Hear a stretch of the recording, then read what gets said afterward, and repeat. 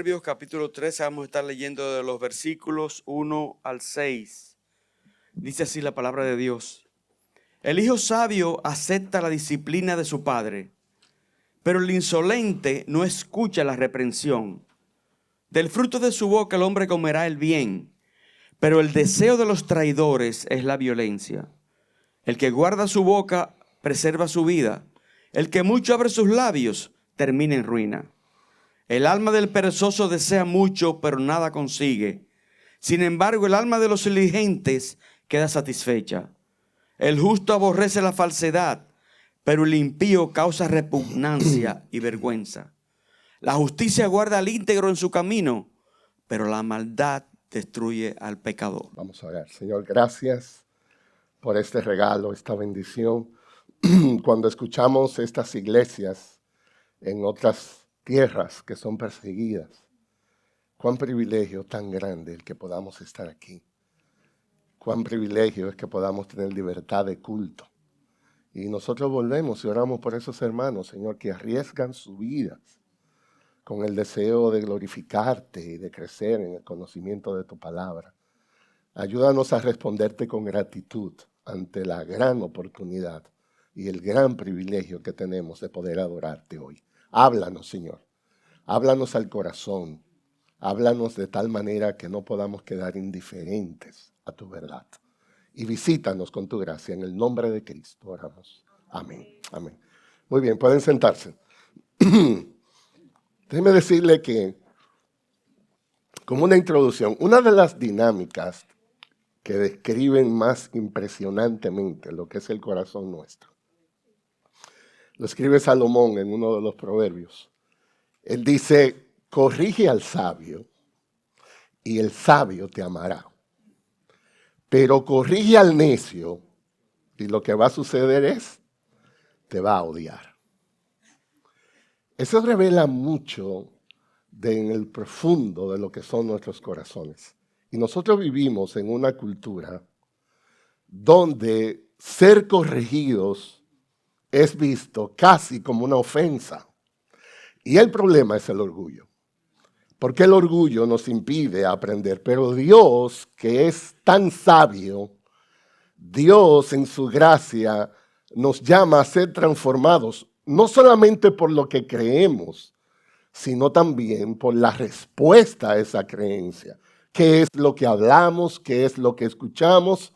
¿Cómo es que vivimos? Y en esta sección de Proverbios 13 se nos da una triple radiografía de lo que es el corazón de una persona sabia. El sabio muestra mucho su sabiduría por la manera como responde a la corrección. El sabio muestra esa sabiduría por la manera como habla, lo que hay dentro de su corazón. Y el sabio muestra su sabiduría por la manera como vive. Al fin y al cabo, todo lo que hacemos, todo lo que leemos, todo lo que decidimos creer, se va a evidenciar en una sola cosa. Enséñame tu vida. Enséñame lo que gobierna tu vida. Y yo te voy a decir en qué es que tú crees. Cuenta una vez que había un joven violinista, una persona extremadamente talentosa, y él decidió crecer en su talento. Y él decidió buscar ayuda. ¿Cómo él podía perfeccionar? Y le hablaron de un maestro del violín que había en Viena. Y él tuvo la oportunidad de conocer al profesor, viajar allá. Y aquí estuvo la oportunidad. En un concierto, ese profesor iba a estar sentado en la primera fila, oyéndolo a él tocar. Y aquí hubo una interpretación magistral. Fue algo emotivo. El público estaba apasionado. Y cuando ese joven terminó el concierto, en gran verdad hubo un gran elogio en la sala, contemplando a un muchacho tan joven con tanto talento. Y él no podía ocultar su ansiedad por escuchar qué iba a decir el maestro, que estaba sentado en la primera fila ahí. Y el anciano, cuando terminó y tuvo la oportunidad de dirigirse al joven, él dijo esto: tú tocas bien, pero necesitas trabajo afinando el instrumento, necesitas más precisión, necesitas mejor expresión. del talento. Entonces el joven se molestó. El joven dolido le dijo al anciano, ¿cómo es posible que todos los demás dicen aquí que yo toco maravillosamente? Y el anciano le dijo, sí puede ser eso, pero ellos no están comprometidos con tu crecimiento. A mí me interesa hacerte crecer. Hermanos, y esa es una verdad que también se aplica a la vida espiritual. A menudo nosotros preferimos rodearnos de gente que nos elogia. Todo es una maravilla. Casi tú eres Jesucristo chiquito. Pero no nos gusta tanto la gente que nos confronta en amor y nos dice dónde fallamos, dónde hay que crecer. Sin embargo, la sabiduría verdadera no se construye solo de halagos. El que va a crecer en imitar la imagen de Cristo necesita una disposición humilde para ser corregido, para ser estimulado al cambio, para ser transformados. Y el libro de Proverbios es un llamado continuo a cultivar un corazón enseñable. En esta porción de Proverbios capítulo 13 encontramos 3 marcas verdaderas de la sabiduría. Y eso es lo que vamos a estar enfatizando hoy en la mañana. Primero, cómo tú respondes a la corrección. Segundo, cómo tú usas tus palabras. Tercero, cómo tú muestras integridad en la vida que vives. Estas no son solamente señales externas, son evidencia de un corazón que ha estado rendido a Dios. Charles Bridges, una de las plumas más talentosas que ha existido en la pasada generación, él decía esto: el corazón orgulloso está más dispuesto a defender su error que a admitirlo. El sabio, en cambio, encuentra la corrección como un regalo de la gracia de Dios. Termina la cita. Así que hoy vamos a estudiar Proverbios capítulo 13, verso 1 al 6. Y esta es la pregunta que yo quisiera dejar en sus mentes, que sea como el marco de referencia a través de todo el estudio. ¿Estoy dispuesto a dejar que Dios moldee mi corazón? ¿Cuál es mi humildad para responderle a Dios en cuanto a eso? ¿Estoy dispuesto que Dios me pueda confrontar en la manera como yo uso mis palabras? ¿Estoy dispuesto a recibir exhortación de Dios por la manera como yo vivo en integridad en esta vida? Y ese es el principio que vamos a establecer. Un corazón transformado por la sabiduría de Dios escucha la corrección, cuida su lengua y vive en integridad. Nosotros estamos desde hace un buen tiempo en esta serie de proverbios que hemos titulado La sabiduría del Señor para mi día a día. Hoy nos vamos a enfocar en esta primera parte de Proverbios capítulo 13 y hemos titulado esta exposición El poder de una vida gobernada por sabiduría. De nuevo, el bosquejo de nuestro estudio está bien sencillo, aquí no hay nada complicado. 3 cosas deseamos establecer. 1, que el sabio recibe el consejo o la corrección. Ese es el verso 1. En segundo lugar, que el sabio guarda su lengua. Verso 2 y 3. Y en tercer lugar, que el sabio camina en integridad. Versos 4 al 6. Así que listo para nuestro vuelo hoy. Vamos a ver cómo nos va. Punto 1, el sabio recibe el consejo. Dice el verso 1, el hijo sabio acepta la disciplina de su padre, pero el insolente no escucha la reprensión. Y este texto nos enseña que la forma en que respondemos a la corrección, a la reprensión, a la disciplina, especialmente desde una autoridad piadosa, la manera como respondemos a eso muestra si estamos caminando en sabiduría de Dios o si andamos en la necedad de la incredulidad. La disposición a recibir corrección revela el corazón sabio. Cuando tú rechazas la corrección, revela orgullo en tu corazón, revela necedad. Dice el texto, el hijo sabio. Una de las cosas aquí que se usa, sobre todo en el libro de Proverbios, más que un hijo físicamente, es un discípulo fiel. No es solo un niño en edad, sino cualquier creyente que está creciendo, cualquier creyente que reconoce a Dios como su Padre, cualquier creyente que acepta la palabra de Dios como la norma de su vida. El término original implica la habilidad práctica para vivir rectamente. No solamente conocimiento teórico, sino responder. Dice, el hijo sabio acepta la disciplina. Eso quiere decir varias cosas como disciplina. Corrección, consejo, instrucción, formación. En Proverbios se usa indistintamente la misma palabra del hebreo. No se refiere solo a castigo, sino ese proceso amoroso de moldear el carácter de una persona. De eso es que estamos hablando aquí. En el Antiguo Testamento, esa palabra que aquí se traduce como disciplina, fundamentalmente implica educación hacia adelante. Por ejemplo, Deuteronomio capítulo 8, lo voy a leer, no tienen que buscarlo. El verso 3 dice, hablándole a un pueblo que Dios guió en el desierto por 40 años y ellos no entendían lo que estaba pasando. Y escuchen lo que dice, Él te humilló y te hizo tener hambre y te alimentó con el maná que tú no conocías, ni tus padres habían conocido. ¿Para qué? Para hacerte entender que el hombre no solo vive de pan, sino que vive de todo lo que procede de la boca del Señor. Y dice el verso 5, ahí en Deuteronomio 8, por tanto, tú debes comprender en tu corazón que el Señor Dios te estaba disciplinando. Ahí está la palabra otra vez. 40 años. Dios guiando todo lo que sucedió. Y dice Moisés, inspirado por Dios en Deuteronomio. ¿Sabes qué es lo que significa eso? Todo ese tiempo que pasó, Dios te estaba disciplinando. Dios te estaba formando.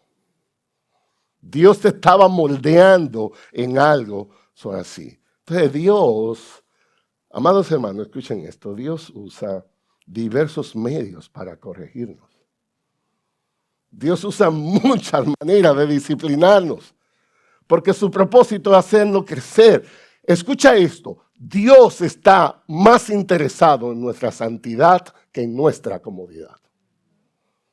El punto no es entretenimiento. El punto no es si tú cantas bonito. Olvídate de eso. Estás cambiando. Te pareces más a Cristo. No importa lo que tú hables, de lo mucho que enséñame con tu vida. Y Dios usa todas las circunstancias para producir esa transformación. Una señal de sabiduría inequívoca es tener esa actitud humilde cada vez que Dios nos muestra una área en que tenemos que crecer. El hijo sabio acepta eso. El hijo sabio sabe que no ha llegado. Entonces, ¿usted ha visto a alguna gente que uno le dice, mira, que en la Biblia dice tal cosa? Y entonces la persona sorprendida dice, wow, pues yo no sabía eso. Pero la actitud no es humilde, es como que él lo sabe todo.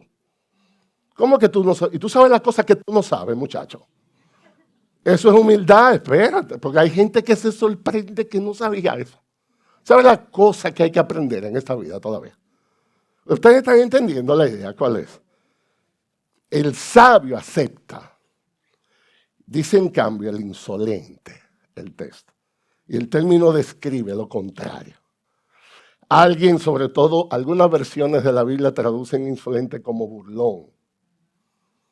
Alguien despreciativo, arrogante. Es lo opuesto al sabio. No solo ignora la corrección, aquí está lo peor. Desprecia la corrección. Eso es una tragedia. Porque una cosa es que tú ignores, pero otra que desprecie. Eso es como un enfermo que desprecia la medicina. Eso es una tragedia de lo que estamos hablando. Y dice el texto en el original, activamente la desprecia. Aquí se describe a aquel inmune a la enseñanza, ¿Saben cuál es el problema de este corazón? Que él se ama a sí mismo más que la verdad. Hay gente enamorada de ellos mismos. Eso es increíble. A veces me toca a mí. A veces yo creo que tengo una opinión que debiera salir en la primera plana del New York Times. Yo no tengo duda alguna, hasta que se lo digo a la morena. Y ella dice, eso no es nada. Pero yo me siento que, ya ustedes saben, ustedes se están riendo, pero es de ti que yo estoy hablando también, no solamente de mí. Digo, no de ti, sino de que está al lado tuyo. El problema es este, yo no puedo amarme más que lo que amo la palabra de Dios. Dice que no escucha la reprensión. Literalmente escuchar significa prestar una atención activa y más que eso, la disposición de obedecer lo que se está hablando. El necio puede oír palabras, pero él no escucha con el corazón. En el hebreo, escuchar y obedecer son inseparables. La idea es, estoy ready, listo, explícame bien, pero voy para allá. Eso es escuchar. Está listo para obedecer. Entonces, hermanos, escuchen esto. El sabio no es quien nunca se equivoca, sino el que permite que Dios y otros le ayuden a corregir. La corrección es un regalo de gracia, no un castigo de rechazarte. Dios al que ama, lo corrige. Como un hijo. En Cristo, nosotros tenemos la seguridad de que cada corrección tiene un propósito. ¿Saben cuál es? No más semejantes a Él. Entonces, amados hermanos, nosotros tenemos que evaluar nuestra actitud cuando somos corregidos. Yo te pregunto, ¿cómo tú respondes cuando alguien te da un error? ¿Tú lo ves como un ataque o tú lo ves como una oportunidad? Muchos de nosotros, el pastor Miguel Núñez, nosotros hablamos con frecuencia y nos reímos mucho porque él todo lo resalta con, eso es inseguridad tuya. Y a veces es verdad. Él dice, esa reacción que tú tienes, eso es inseguridad que tú tienes. Nadie te está atacando, pero tú todo lo tomas personal. Y a veces es verdad. Somos muy inseguros. Y cualquier cosa nos pone nerviosos. ¿Saben cómo respondemos? Intentando controlar. Pero eso no se resuelve controlando. Eso se resuelve rindiéndonos ante aquel que nos ama. Entonces, hermanos, yo creo que una de las principales oraciones que debemos hacer es, Señor, dame un corazón enseñable. Dame un corazón enseñable. A veces nosotros disfrazamos mucho eso.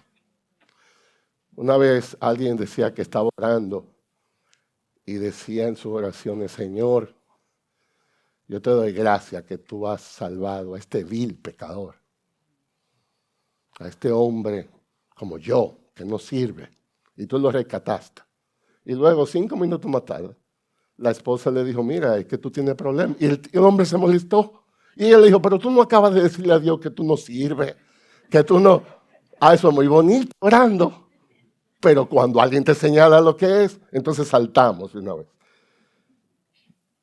El sabio no solo escucha la palabra, sino que busca crecer por medio de ella, incluso cuando hiere su orgullo. El pastor Tim Keller, que recientemente partió con el Señor, de él dice, el corazón sabio acepta la reprensión no como una ofensa, sino como una oportunidad para crecer en santidad. ¿Qué encontramos del hombre sabio? En primer lugar, él recibe el consejo. Él agradece la corrección. Está listo. En segundo lugar, el sabio guarda su lengua, su manera de hablar. Verso 2 y verso 3. Yo quiero que lo leamos juntos. Dice, del fruto de su boca el hombre comerá el bien, pero el deseo de los traidores es la violencia. Y el que guarda su boca preserva su vida, y el que mucho abre sus labios termina en ruina. La realidad es que la lengua es un instrumento de vida o de destrucción. Una de las dos cosas. El sabio gobierna lo que habla por el temor de Dios. El necio, él habla y después piensa. Esa es la idea. Dice el verso 2, que del fruto de su boca comerá el bien. Es impresionante que la idea es que este sabio abre la boca para edificar. Y la idea es recibe bendición. El incrédulo abre su lengua para herir y cosecha violencia. Entonces, la idea es hay una causa y un efecto. El uso de la lengua implica un principio de causa y efecto. Lo que tú hablas tiene consecuencias. Escucha esto. Todo lo que tú y yo hablamos va a tener consecuencias. Así como un árbol produce fruto, nuestras palabras también, para bien o para mal. En el contexto hebreo, cuando dice fruto de su boca, esa boca no es el órgano físico que está en la cara únicamente, sino la expresión del corazón. Cuando el Señor Jesucristo quiso enseñar esa verdad, dice en Lucas 6:45 que le dijo a los discípulos, el hombre bueno del buen tesoro de su corazón saca lo que es bueno. Y el hombre malo del mal tesoro saca lo que es malo, porque de la abundancia del corazón habla ¿qué? Habla la boca. Ahí está la palabra. Pero la idea no es simplemente los labios, de dónde sale. Lo que sale es la idea. Dice el texto que el deseo de los traidores es la violencia. Esa palabra que se traduce aquí como traidores describe a personas desleales de la verdad. Abrazan la falsedad, viven en el engaño y dice que van a cosechar violencia. Algunas traducciones dicen maldad.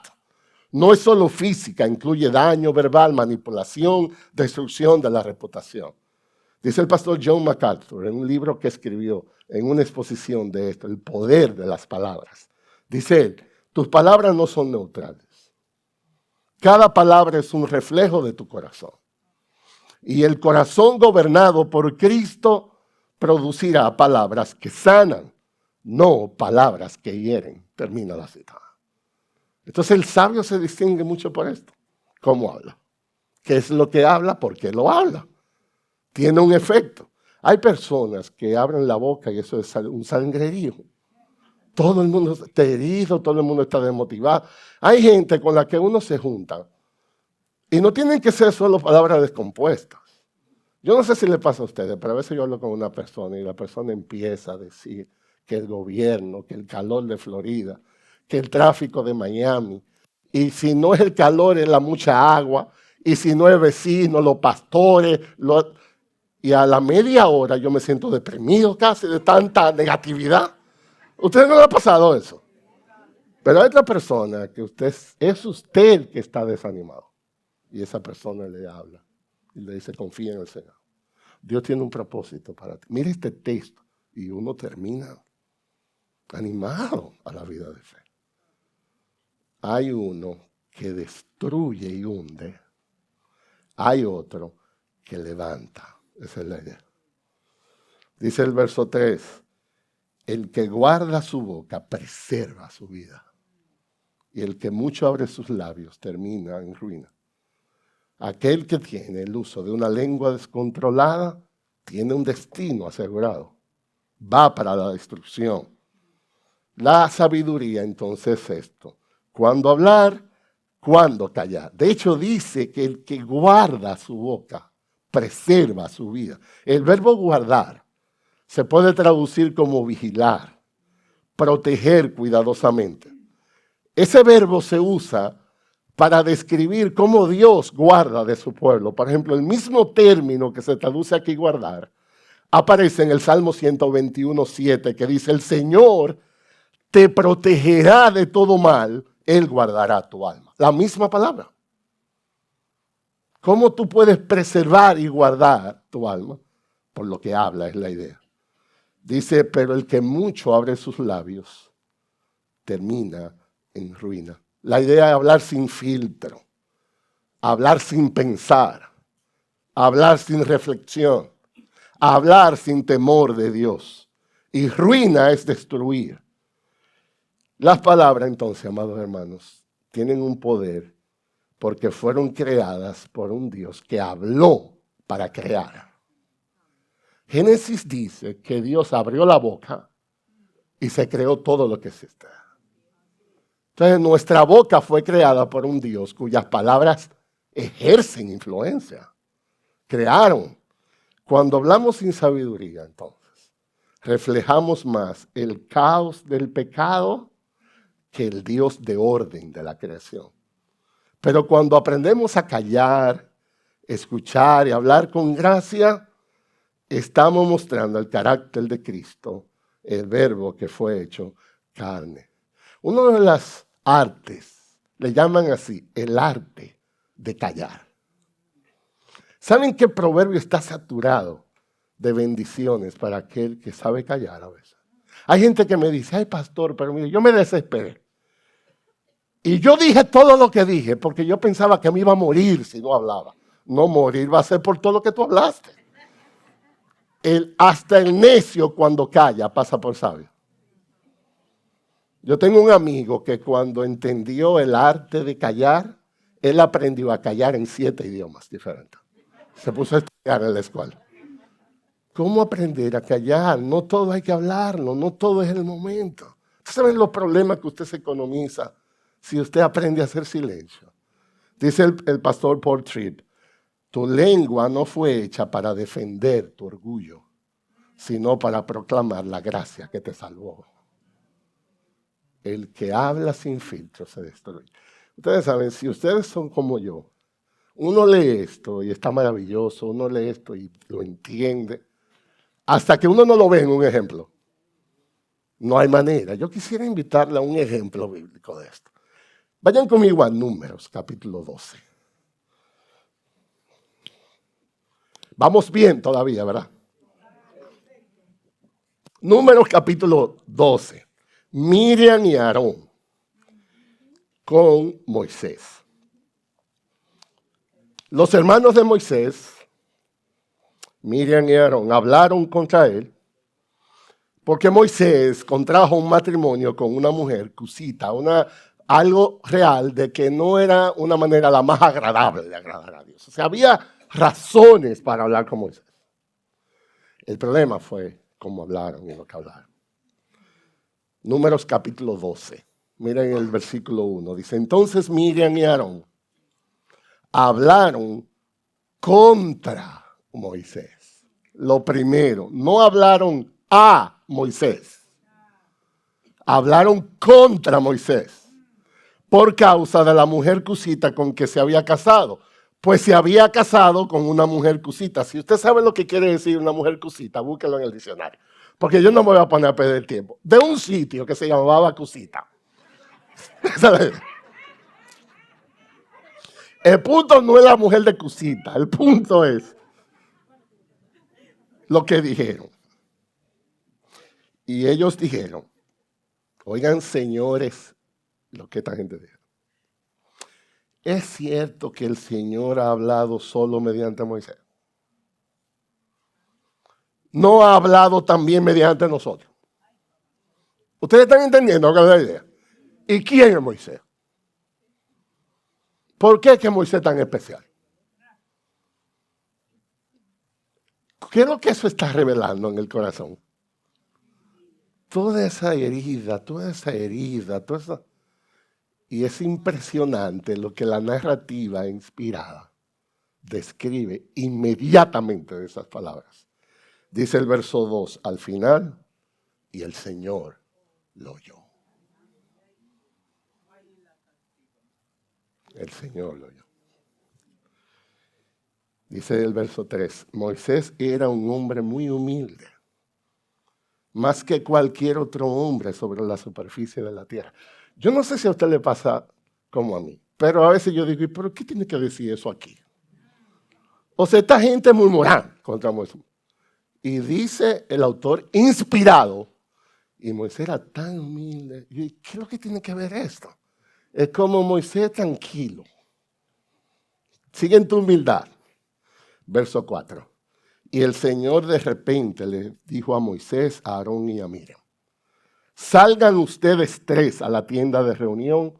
Y salieron los tres. Entonces el Señor descendió en una columna de nube y se puso a la puerta de la tienda y llamó a Aarón y a Miriam. Y cuando los dos se adelantaron, él les dijo: oigan ahora mis palabras. Si entre ustedes hoy hay profeta, yo, el Señor, me manifestaré a él en visión. Hablaré con él en sueños. Eso es en caso de que haya algo. Pero no es así con mi siervo Moisés. En toda mi casa él es fiel. Yo no estoy hablando que le hablo por un tercero y por cara a cara hablo con él. Abiertamente y no en dichos oscuros. Y él contempla la imagen del Señor. Porque pues no temieron hablar contra mi siervo. ¿Por qué no temieron hablar contra Moisés? Y se encendió la ira del Señor contra ellos y él se fue. Y ustedes dirán: qué bonita escena. Tal vez aprendieron. Eso no terminó ahí. Verso 10. Pero cuando la nube se retiró de sobre la tienda, vieron que Miriam estaba leprosa, blanca como la nieve. Y cuando Aarón se volvió hacia Miriam, vio que estaba leprosa. Miren esto, hermano.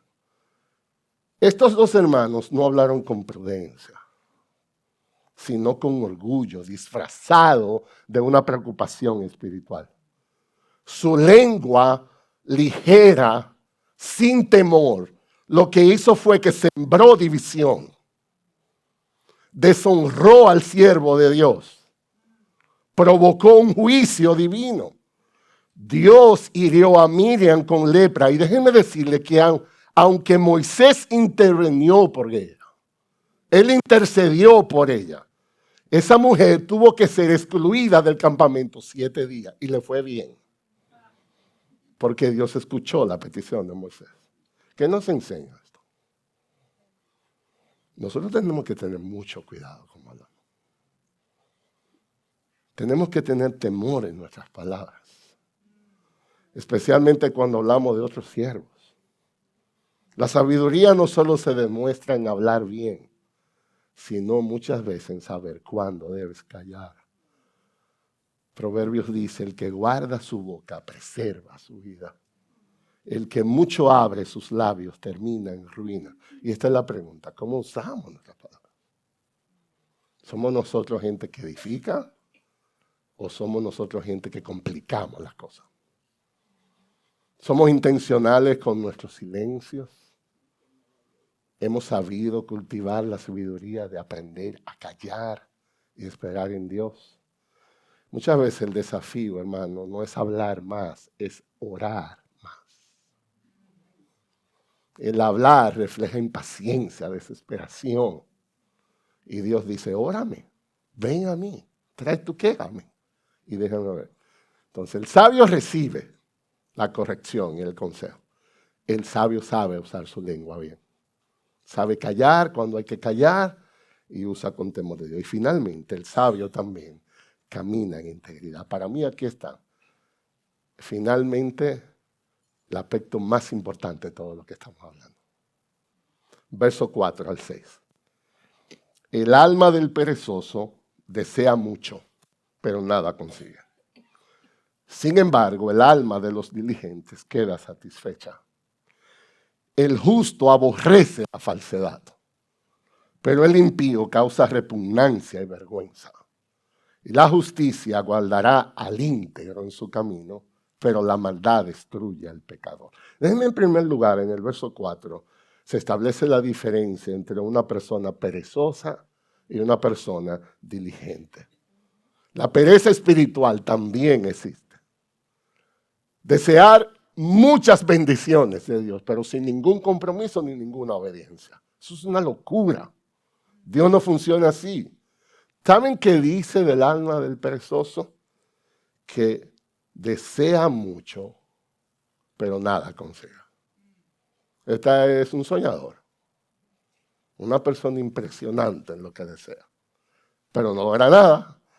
El perezoso en hebreo significa alguien indolente que no actúa consistentemente con lo que se propone. Su problema no es falta de deseo, sino falta de carácter.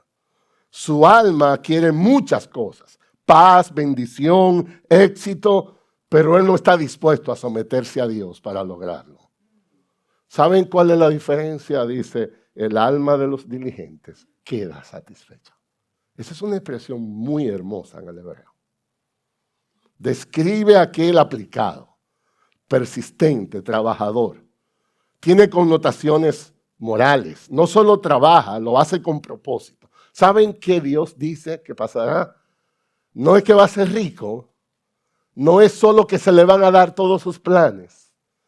Llama la atención que lo que está asociado a esto es que su alma quedará satisfecha. Eso es impresionante lo que está hablando aquí.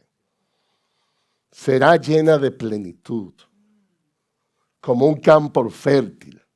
Es una satisfacción interna y espiritual. El pastor John Piper escribió uno de los libros más revolucionarios que existen, que se llama Deseando a Dios. Ese es su primer libro. Yo recuerdo que una vez yo no había conocido nada de eso y me mandaron un libro, Desiring God, en inglés. Y yo lo leí y yo no entendí nada. Absolutamente nada. Y yo pensé en un momento, eso debe ser mi inglés. Eso tiene que ser el inglés, que no, me lo mandaron en español y entendí menos. Porque la idea es cómo vivir apasionado por Dios. Yo nunca en mi vida había leído nada de eso. Y él dice, el alma satisfecha no es el que lo tiene todo, sino la que halla su deleite en Dios por encima de todo. La pereza espiritual es hambre de la gloria sin cruz. Oigan eso, sin Cristo, sin cruz. Es llenarte de Dios. Escuchen esto entonces. Esta es una generación que muestra mucha insatisfacción. La gente está vacía, vacía. Esto se ve en muchos jóvenes llenos de metas, pero sin perseverancia. Esto se ve en cristianos que quieren muchas bendiciones, pero no hay obediencia.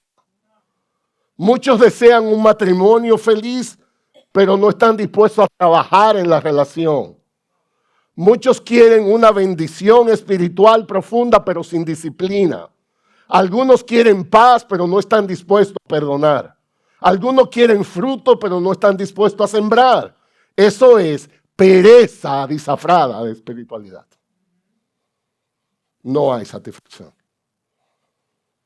Esta es una promesa maravillosa. Claro, el libro de Proverbios no es garantía, son dichos populares.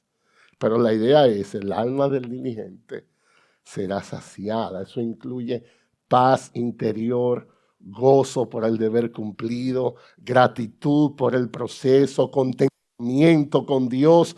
Aunque el mundo diga que no es suficiente, Dios dice, su alma quedará satisfecha. Entonces, hermanos, vivamos con diligencia espiritual.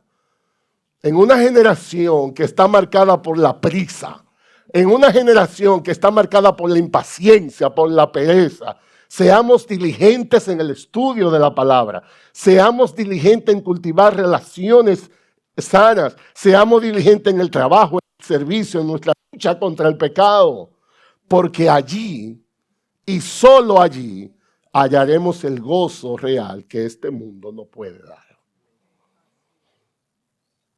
Dice que este hombre que es diligente, dice que su alma queda satisfecha. Pero hay algo más aquí. El verso 5 dice, el justo aborrece la falsedad, pero el impío causa repugnancia y vergüenza. Todo esto es cómo es la integridad, cómo luce la integridad que cultiva un sabio. El verbo aborrece es muy fuerte. No es solo desaprobar, sino rechazar profundamente. la mentira no es neutral para el justo. Es repugnante porque Dios odia eso. El sabio aborrece la mentira. Proverbios capítulo 6, un texto que ya vimos pasado, yo solamente lo voy a citar. Esta es una de las cosas, de los textos que marcan el alma, que nosotros deberíamos meditar más. Proverbios 6, no lo tienen que buscar, dice el verso 16. 6 cosas hay que el Señor odia. Oigan esto, que Dios odia. Y por si acaso, 7 son las que Él abomina. Si nosotros nos encuentran en una categoría de esas, no es buena noticia. Dios odia esto. ¿Cuáles son? Ojos soberbios, lengua mentirosa, manos que derraman sangre inocente, un corazón que trama planes perversos, pies que corren rápidamente hacia el mal, un testigo falso que dice mentiras y el que siembra discordia entre hermanos. Dios odia eso, abomina eso. El sabio imita a Dios y el sabio no funciona con la mentira. Aborrece la mentira. Yo quiero que busquemos un texto para que podamos entender qué tiene que ver Dios aquí con esto. Porque así como el pecado está en la categoría del engaño y la mentira, Dios es exactamente lo opuesto. Dios es un Dios de verdad. Yo quiero que veamos juntos aquí. Busquen conmigo en Isaías, capítulo 65. Porque esto es muy importante, hermanos, lo que estamos viendo aquí. Yo quisiera señalar que una de las características de un sabio es que vive en la luz. Aquí no hay engaño por ningún lado. Isaías 65, verso 16. Hay teólogos que insisten que la manera como en la Biblia el personaje se acerca a Dios, Dios se revela por el atributo que se acercan a Dios, tiene que ver mucho con lo que Dios quiere enseñar. Por ejemplo, cuando yo me acerco al Dios de poder, es porque posiblemente estoy en una dificultad y me siento débil. Cuando yo me acerco a Dios como el Dios que consuela, es posiblemente porque estoy en una aflicción y necesito consuelo. Cuando me acerco a Dios como el Dios omnipresente, es que me siento confundido y quiero sentir la presencia de Dios cerca. Por el atributo con que nos acercamos a Dios, revela mucho dónde estamos. Es la idea. Escuchen esto, Isaías 65, 16. Porque el que es bendecido en la tierra será bendecido por el Dios de ¿qué? El Dios de la verdad. Y el que jura en la tierra, ¿jurará por quién? Por el Dios de la verdad. Porque han sido olvidadas las angustias primeras, porque están ocultas a mis ojos. Qué interesante que 2 veces se menciona a Dios en el texto. Y las 2 veces dice el Dios de la verdad. Ese es el Dios de la verdad. El sabio, ¿sabe lo que dice Proverbio? Aborrece la mentira. Eso es falta de integridad. Hermano, tristemente, hay gente experta en disfrazar lo que dicen. Eso es impresionante. No hay manera de leerlos. Nunca dicen 100% la verdad. Siempre cuentan la historia y es incompleta. En la República Dominicana nosotros tenemos una palabra para eso. Se dice allantar. Es una forma de manipulación verbal que una persona quiere aparentar más de lo que es para alcanzar un beneficio o admiración. En términos bíblicos o morales se relaciona con la hipocresía, la soberbia, la falsedad. El sabio aborrece eso porque Dios está en luz. En cambio, dice, el impío causa repugnancia, vergüenza. Esas son palabras fuertes. Una traducción es odioso. Produce asco. Es la traducción literal del hebreo. Vergüenza moral. El necio no solo miente, sino que vive de la mentira. Su vida entera es un desorden moral.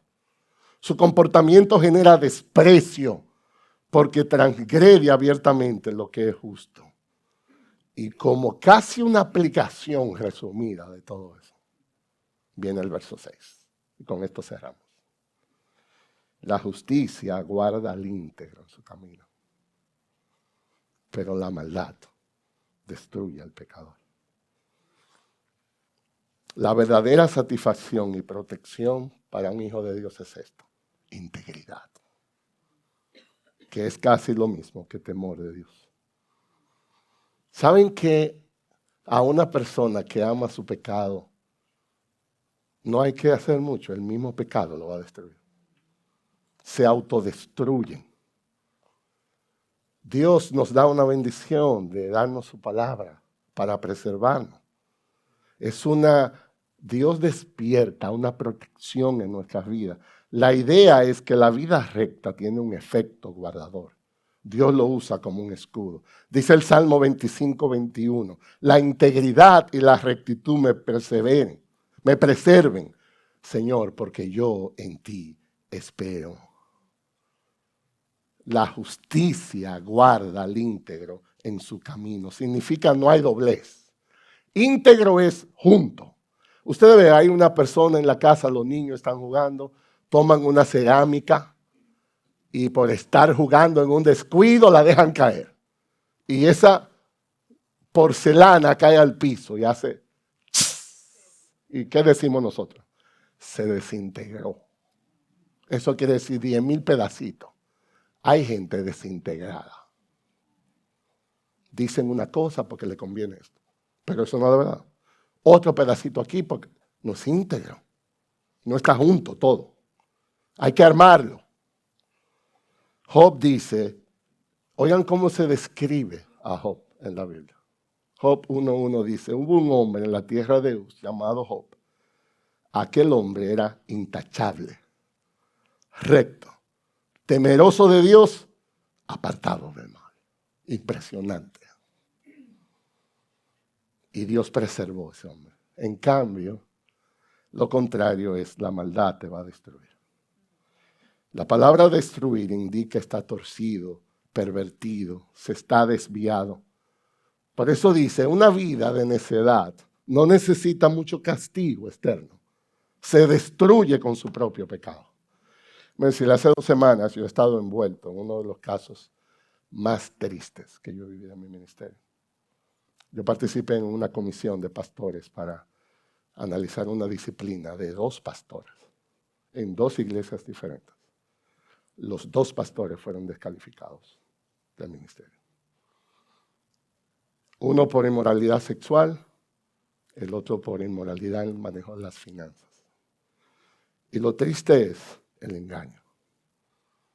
Uno se envolvió con una líder de adoración de la iglesia. Y todo lo ocultó. Todo, aún en el proceso. En el proceso de reunión conmigo. Me decía, esto es lo que pasó. 2 días después hay más información. Y todos los días había más información. Todo se descalificó. Porque no tiene temor de Dios. Y esa persona predicaba, hacía Santa Cena, bautismo, todo. Con maestría en teología. ¿Cuál fue el problema? Abrazó la maldad, el engaño. Y tuvo muchas oportunidades. Su esposa lo confrontó y lo negó.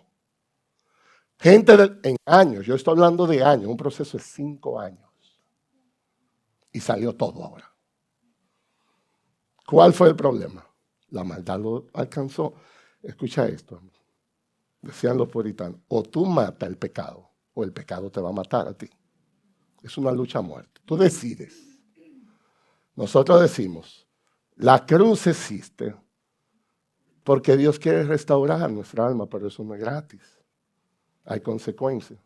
Yo recuerdo un hombre una vez que me dijo, pastor, pues, si yo confieso eso, se va a acabar mi matrimonio. Entonces la pregunta es, ¿tú prefieres vivir con un pecado secreto a confiar en Dios que Él puede restaurarte? Y nosotros insistimos, la cruz existe como garantía de que confiesa tus pecados No importa lo que sea, no importa las consecuencias. Es mejor vivir con una conciencia de paz, perdonado por Cristo, que con apariencia de gente, porque siempre será peor. ¿Y sabe la realidad? Dios lo observa todo. Dios observa. En uno de los casos había tecnología de alto nivel. Mensajes que se llaman, yo no entiendo mucho, como inscriptos, qué sé yo, seguros. Nadie lo podía ver. Salió en todos los mensajes. Porque nadie se burla de Dios. Entonces, oye esto. ¿Saben qué es lo que nos va a preservar? La integridad. La integridad. Y nosotros decimos, oren por sus pastores, oren por sus líderes. Nadie está exento de esto. Cuando uno ve eso, teme, porque es el Dios real. Hay un ser en este mundo que es el enemigo de nuestra alma, que no está contento porque el reino avanza. Él se va a encargar, de alguna manera, de hacer sentir su poder. Necesitamos más dependencia de Dios.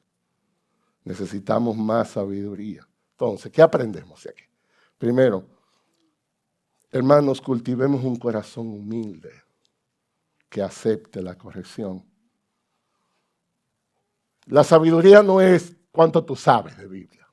Te lo puede economizar eso. La pregunta es qué tan enseñable eres en tu carácter. Entonces debemos aprender a recibir la corrección con humildad. Eso es una evidencia real del amor de Dios. Dios nos está moldeando, Dios nos está preservando.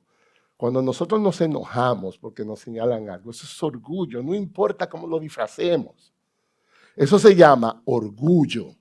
Eso no va con el crecimiento espiritual. Entonces, como iglesia, aprendamos a cultivar una cultura de gracia, que podamos darnos las cosas, que nadie se ofenda. Eso no tiene sentido. Hay veces que el Señor usa un familiar, un amigo, un líder, un hermano. Y es porque quiere bendecirnos. Entonces esa es la pregunta. ¿Estamos abiertos a ser corregidos? Nos damos gratitud ante eso. Reconocemos que necesitamos seguir creciendo en nuestro carácter. Entonces pidamos al Señor un corazón dócil. Animémonos, hermanos, a hablar la verdad en amor. En segundo lugar, ejercitemos dominio propio en nuestras palabras. Eso es muy serio, hermanos. Nuestras palabras no son neutras. Tienen poder para sanar o destruir. Y si queremos ser un pueblo que crece en sabiduría, entonces debemos aprender a hablar con prudencia, hablar con gracia, en verdad. Debemos trabajar en ser tan ligeros para hablar. Señor, hay que matar la murmuración. Murmuración, porque hay gente que dice, pastor, pero lo que yo dije es verdad. ¿Y quién te ha dicho a ti que porque sea verdad no deja de ser murmuración? Murmuración es cuando tú hablas de alguien en ausencia de esa persona, sea verdad o no sea verdad. Habla con la persona directamente. No podemos ser ligeros así. El creyente sabio mide sus palabras. Temor de Dios. Entonces, como una reflexión, ¿están nuestras palabras siendo usadas para bendecir? ¿Estamos nosotros fortaleciendo la unidad cuando hablamos? ¿O estamos creando división? ¿Sabemos escuchar? ¿Sabemos hacer silencio? Preguntémonos antes de hablar, ¿eso que voy a decir glorifica a Dios? ¿Eso refleja amor, refleja sabiduría? Dice el Salmo 141:3, pon guarda, oh Señor, a mi boca. Guardia no me deje que la lengua salga. De hecho, la lengua está atrás de la caja de dientes. Aquí hay dentistas que saben mucho de eso. ¿Saben para qué es? Que no salga tanto. ¿Usted ha visto esa, como dicen, community gate community? Ten cuidado, no salga tanto, tan fácilmente. La lengua debería salir menos. Esa es la idea. Y finalmente vivamos con integridad, hermanos. La integridad es carácter. No es hablar mucho, no es hablar bonito, no es impresionar gente. Es como nos ve Dios. Es como nos ve Dios cuando estamos privados. Eso es lo que somos. El pastor Miguel Núñez decía, si nosotros estamos muy preocupados por cómo nos ve la gente, porque hay mucha gente, nosotros estamos olvidando la audiencia más importante, cuando Dios está solo en el salón. Eso vale por toda la audiencia del mundo. Entonces, integridad es esto. No lo que la gente piense de ti, no como tú te vendes. ¿Qué dice Dios de ti? ¿Qué piensa Dios de ti en lo privado? Como iglesia estamos llamados a vivir una ética diferente a la del mundo. Debemos vivir para la gloria de Dios. Entonces, estamos siendo íntegros en nuestros hogares, en nuestros trabajos, en nuestras finanzas, en nuestras relaciones. Estamos viviendo lo que predicamos. Estamos hablando consistentemente con lo que vivimos. Entonces, dice Filipenses 2, hagan todas las cosas sin oraciones, sin discusiones, para que sean irreprensibles y sencillos, hijos de Dios, sin tacha en medio de una generación torcida y perversa, en medio de la cual ustedes resplandecen como luminares del mundo. Entonces, para cerrar, nuestro texto nos recuerda que la sabiduría de Dios no es una teoría para estudiar, es un camino para vivir. No se trata únicamente de saber lo correcto, sino de tener un corazón transformado que escuche con humildad, que hable con prudencia, que camine en integridad. Ese es el camino que Cristo ha abierto para todos aquellos que le temen. Entonces, quizás no hemos sido sabios como debiéramos. Quizás hemos rechazado la corrección, quizás hemos hablado con ligereza, hemos vivido en incoherencias. Pero en Cristo hay perdón para que Dios sea glorificado. Dios nos da la gracia para empezar de nuevo. El Señor no nos llama a ser sabios en nuestras fuerzas, sino rendirnos en su palabra, confiar en su sabiduría, dejarnos guiar por su Espíritu Santo, porque al final el texto no solamente nos describe, también nos dirige. El texto nos guía a aquel que es la sabiduría misma encarnada. Cristo Jesús, nuestro Salvador. Ese es el sabio, el que fue totalmente obediente, cuya boca siempre habló la verdad, cuya vida fue 100% en integridad. Él es nuestro modelo, pero Cristo también es nuestro Salvador. Y por medio de Cristo, tú y yo podemos ser cambiados. Así que hoy, con la ayuda de Dios, busquemos su bendición. Rindámonos más a Cristo. Si tú estás aquí y aún no conoces de Cristo, Dios te está llamando. No para que intente demostrar lo fuerte que eres, sino lo débil que eres. No para demostrar lo que puedes lograr hacer, sino lo que necesitas. Dios nos está llamando para que escuchemos esta corrección con gratitud, porque el Padre nos ama en Jesús. Para que cuidemos nuestras palabras con temor, porque en nuestra boca pueden brotar aguas vivas. Para que vivamos en integridad en todo momento, sabiendo que la justicia de Cristo. Entonces, hermanos, no nos conformemos con vivir con tanta superficialidad. Dejemos que Dios moldee nuestro carácter, moldee nuestras palabras, nuestros caminos.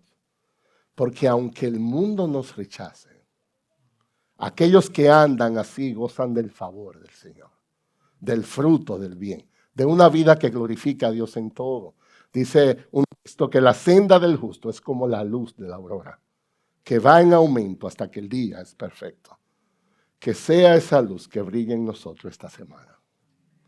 Y que el mundo vea que nuestro andar es un andar en la sabiduría que viene de Dios. Vamos a orar.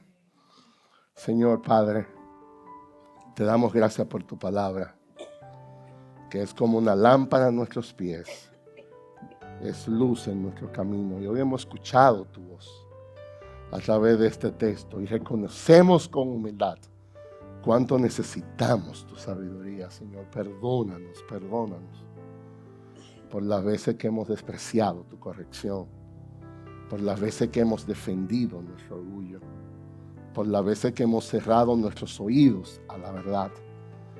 Señor, danos un corazón enseñable, un espíritu humilde que reciba con gratitud tu disciplina y la guía de aquellos que tú has puesto a nuestro lado para ayudarnos a crecer. Ayúdanos a gobernar nuestra lengua, que nuestras palabras no sean de crítica o destrucción, sino de edificación, de consuelo, de verdad. Enséñanos a hablar con gracia, enséñanos a callar con prudencia, enséñanos a reflejar con nuestra boca que Cristo Jesús es real. Y Señor, fortalece en nosotros un caminar íntegro, que vivamos con coherencia en lo que somos en público. Eso es lo mismo que somos en privado. Que seamos diligentes en nuestros trabajos, fieles en nuestros compromisos, puros en nuestros corazones para decidir lo que es mejor, para honrarte. Que tu justicia nos guarde y tu verdad nos guíe en cada paso. Señor, haz de nosotros, haz de gracia sobre gracia, un pueblo que sea sabio, no por méritos propios, sino por tu gracia obrando en nosotros. Que el mundo vea nuestra manera de vivir, la belleza de tu evangelio. Y nosotros te lo pedimos en el nombre del sabio perfecto, nuestro Señor y Salvador Jesucristo.